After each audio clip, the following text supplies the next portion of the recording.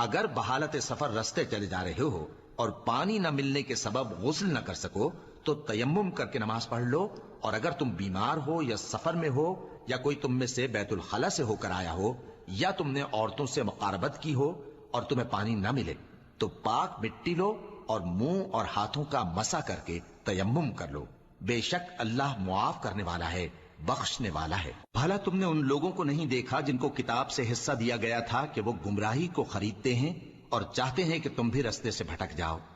اور اللہ تمہارے دشمنوں سے خوب واقف ہے، اور اللہ ہی کافی کارساز ہے اور اللہ ہی کافی مددگار ہے۔ اور یہ جو یہودی ہیں ان میں کچھ لوگ ایسے بھی ہیں کہ کتاب اللہ کے کلمات کو ان کے مقامات سے ہٹا دیتی ہیں اور کہتے ہیں کہ ہم نے سن لیا اور نہیں مانا، اور کہتے ہیں سنو نہ سنوائے جاؤ، اور زبان کو مروڑ کر اور دین میں تان کی راہ سے تم سے گفتگو کے وقت راعینا